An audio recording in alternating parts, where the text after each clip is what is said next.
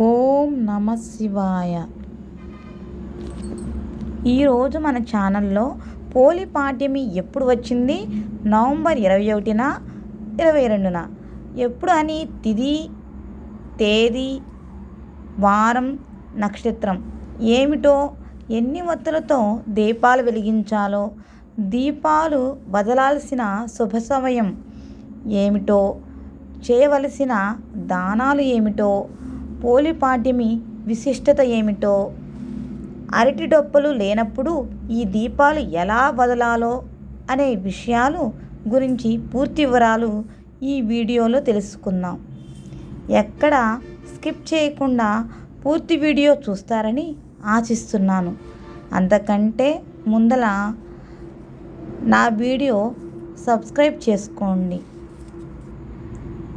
కార్తీక మాసం మరికొద్ది రోజుల్లో ముగియబోతుంది. ఈ మాసంలో స్త్రీలు అత్యంత భక్తి శ్రద్ధలతో అనేక నోములు, వ్రతాలు జరుపుకుంటారు. కార్తీక పౌర్ణమి తర్వాత ఈ నెలలో చివరిగా జరుపుకునేది పోలిపాడ్యమి. కార్తీక మాస అమావాస్య మరుసటి రోజు పోలిపాడ్యంగా జరుపుకుంటారు. తరువాత నుంచి మార్గశిర మాసం ప్రారంభమవుతుంది. పోలిపాడ్యమిని పోలి స్వర్గం అని పిలుస్తారు. పాడ్యమి రోజు తెల్లవారుజామున దీపాలు వదలడంతో కార్తీక మాసం పూర్తవుతుంది. నెల రోజుల పాటు కార్తీక మాసం నియమాలు అనుసరించిన వారు పోలి స్వర్గం దీపాలు వెలిగిస్తారు. కార్తీక మాసం నెల రోజులు ఎలాంటి నియమాలు అనుసరించకపోయినా పోలిపాడ్యమి రోజు దీపాలు వెలిగిస్తే కార్తీక మాసం నెల రోజులు దీపారాధన చేసిన ఫలితం దక్కుతుందని భావిస్తారు. ఈరోజు బ్రాహ్మణులకు స్వయం పాకం దీపదానం చేస్తారు. 2025వ సంవత్సరంలో పోలిపాడ్యమి ఎప్పుడు వచ్చిందో తెలుసుకుందాం. స్వస్తి శ్రీ చంద్రమాన శ్రీ విశ్వావసునామ సంవత్సరం దక్షిణాయనం హేమంత ఋతువు మార్గశిర మాసం శుక్లపక్షంలో పాడ్యమి తిథి అనేది నవంబర్ 20న వస్తుంది. ఆ రోజు కార్తీక అమావాస్య. ఆ రోజుతో కార్తీక మాసం ముగిసిపోతుంది. కార్తీక మాసం అనేది నవంబర్ 20 ఉదయం 10:50 కార్తీక అమావాస్య ముగిసిపోతుంది. ముగిసిపోయి మార్గశిర మాసం ప్రారంభమవుతుంది.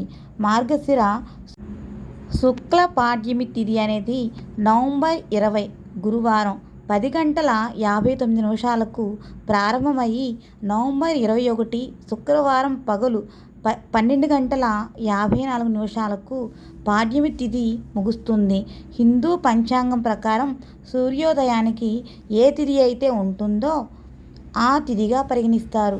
కాబట్టి ఈ 2025వ సంవత్సరం సూర్యోదయానికి మార్గశిర శుక్ల పాడ్యమి తిథి అనేది నవంబర్ 21 తేదీ ఉన్నది. కాబట్టి ఈ 2025వ సంవత్సరంలో పోలిపాడ్యమికి నవంబర్ 21 శుక్రవారం రోజున జరుపుకోవాలని పండితులు సూచిస్తున్నారు. అలాగే ఈరోజు నక్షత్రం అనురాధ నక్షత్రం. ఈరోజు పోలిపాడ్యమి దీపాలు వదలవలసిన శుభ సమయం నవంబర్ 21 శుక్రవారం 8:20 లోపు దీపాలు వదలాలి. సూర్యోదయం లోపు అంటే నక్షత్రాలు ఉన్న సమయంలోనే దీపాలు వదలాలి. అలాగే 365 ఒత్తులు వెలిగించాల్సిన వారు ఈ సమయంలో వెలిగిస్తే మంచిది. మరి పోలిపాడ్యమి దీపాలు వెలిగించేందుకు ఎన్ని ఒత్తులు కావాలో ఇప్పుడు తెలుసుకుందాం. కార్తీక మాసం నెల మొత్తానికి కలిపి రోజుకొక ఒత్తి చొప్పున 31 రోజులకు 31 ఒత్తులు, అలాగే గంగమ్మ తల్లికి 2 ఒత్తులు, అలాగే గణపతికి 2 ఒత్తులు, మొత్తం 35 ఒత్తులను కలిపి పాడ్యమి దీపాలుగా వెలిగిస్తారు. ఈ ఒత్తులను అరటి డొప్పలలో వెలిగించి నీళ్ళలో వదలాలి. మామూలుగా ఈ దీపాలు నదులలో వదులుతారు. అందరికీ వీలు కాదు కాబట్టి మన ఇళ్లల్లోనే తులసి కోట ముందు ఒక పెద్ద బేషన్లో నిండుగా నీళ్ళను నింపి పసుపు, కుంకుమ, అక్షింతలు, పూలు, గంగాజలం వేసి ఈ నీళ్లను గంగాజలంగా భావించి అరటి డప్పులలో దీపాలు వెలిగించి ఆ నీటిని 3 సార్లు ముందుకు తోస్తూ నమస్కరించి అక్షింతలు వేసుకుంటారు.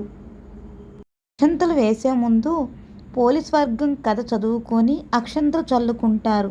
చాలామందిలో ఉన్న సందేహం ఏమిటంటే పోలి పాడ్యమి ఒత్తులు 31 ఉండాలా, 33 ఉండాలా, 35 ఉండాలా అని చాలామందిలో ఈ సందేహం ఉంది.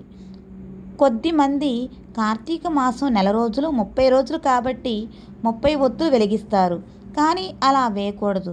కానీ కొంతమంది 31 రోజులకు 31 ఒత్తులు, గంగాదేవికి 2 ఒత్తులు వేస్తారు. మొత్తంగా 33 ఒత్తులు వేసి వెలిగిస్తారు. కొంతమంది 35 ఒత్తులు వేసి వెలిగిస్తారు.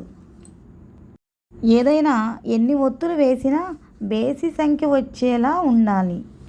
మరి కొద్ది మంది కార్తీక మాసం అంతా దీపారాధన చేశాము, మేము కూడా వెలిగించాలా అని అనుకునేవాళ్ళు 3 కానీ 5 కానీ ఒత్తులు వేసి వెలిగించవచ్చు. నైవేద్యంగా వడపప్పు, సలివిడిని సమర్పించాలి. ఈ పాడ్యమి దీపాలు అరటి డొప్పల్లో కానీ కొబ్బరి చిప్పల్లో కానీ వెలిగించవచ్చు. ఈరోజు నాన్ వెజ్ తినకూడదు.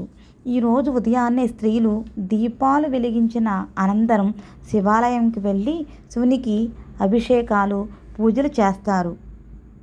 పురాణ కథ ఆధారంగా పూర్వం కృష్ణానదీ తీరాన పోలమ్మ అనే మహిళ అత్తవారింట కష్టాల కారణంగా నదీ స్నానాలకు నోచుకోలేదు.